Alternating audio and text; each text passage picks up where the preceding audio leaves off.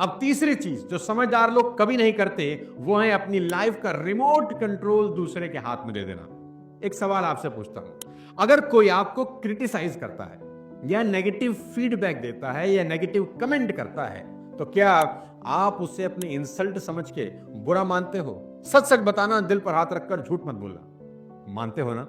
चलो दूसरा सवाल पूछता हूं, जब दूसरे लोग किसी बात पर आपको गुस्सा दिला देते हैं तो आप गुस्से में कुछ ऐसी चीजें कह जाते हो जो आपको नहीं कहनी चाहिए और बाद में लगता है कि यार बच जाते, नहीं कहते तो अच्छा था। बताओ, आप ही से पूछ रहा हूं, होता होगा ना कि गुस्से में मुंह से कुछ भी निकल जाता होगा।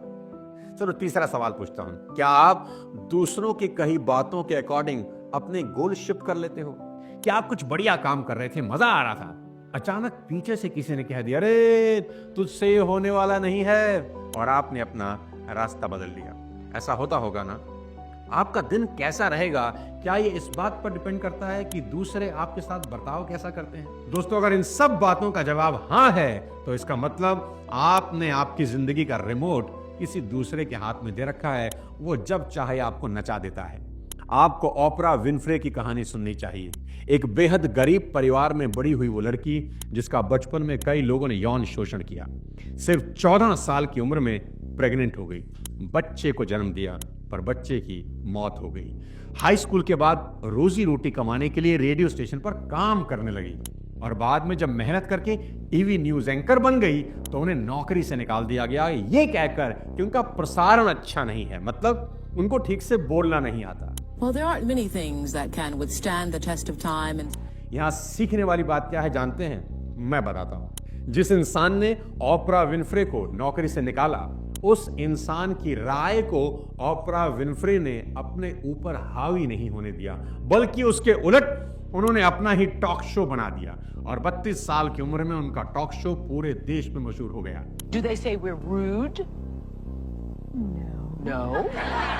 Indian people are very hospitable. Do they say we talk too much?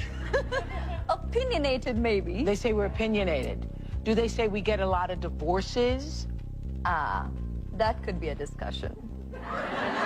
41 साल की उम्र में उनकी नेटवर्थ $340 मिलियन ज्यादा थी। उन्होंने 5 किताबें लिखी और जरूरतमंद लोगों के लिए एकेडमी तक शुरू कर दी। दोस्तों, जिस महिला को बचपन में सिर्फ इसलिए ताना दिया जाता था, छेड़ा जाता था कि वो आलू के बोरे से बने कपड़े पहनती हैं, उसी महिला को एक दिन टाइम मैगजीन ने संसार की सबसे पावरफुल वुमन में से एक डिक्लेयर कर दिया।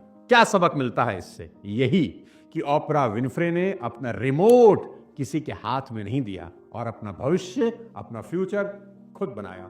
किसी ने कहा तुम्हें बोलना नहीं आता और नौकरी से निकाल दिया तो मायूस होकर घर नहीं बैठ गई, बल्कि अपना ही टॉक शो बना डाला जिसमें बोलना ही होता है। आज दुनिया के तमाम बड़े दिग्गज उनके टॉक शो में जाने को तरसते हैं। दोस्तों, मेरी एक बात नोट कर लो और अपनी दीवार पर चिपका लो, किसी का आपके लिए ओपिनियन आपकी रियलिटी कभी नहीं बनना चाहिए। और जिस दिन आप ये बात जान लेते हैं कि किसी दूसरे में आपकी फीलिंग्स को कंट्रोल करने की ताकत नहीं, तो आपको अपनी असली पावर का एहसास होता है और आप कुछ भी कर गुजरते हैं। दोस्तों, इस बात को याद रखना कि अपना रिमोट किसी के हाथ में नहीं देना। किसी ने ताना मारा, किसी ने गाली दी, किसी ने कुछ कह दिया, मन कर रहा है कि जवाब दूं, शांत हो जाना, ठंडी सांस लेना और उसको एक ही बात बोलना, आज मूड बड़ा अच्छा है, तेरी बात का जवाब 1 हफ्ते के बाद शाम को 5 बजे दूंगा, जा यहां से। आप देखना कि आपको लगेगा कि वाह क्या गजब काम कर दिया और सामने वाला चारों खाने चित हो जाएगा। दोस्तों, आज का वीडियो अगर पसंद आया हो तो अपने सभी जानने वालों को शेयर जरूर कर दें ताकि वो सभी इसका फायदा उठा सकें और ये 3 बातें अपने जहन में, अपनी आत्मा में, अपनी जिंदगी में अच्छी तरीके से उतार लें। इन तीनों बातों में कौन सी बात सबसे अच्छी लगी कमेंट बॉक्स में लिखकर जरूर बताएं। आगे किसी और शानदार वीडियो के साथ फिर आपसे मुलाकात करूंगा। तब तक अपनी सेहत का ध्यान रखें।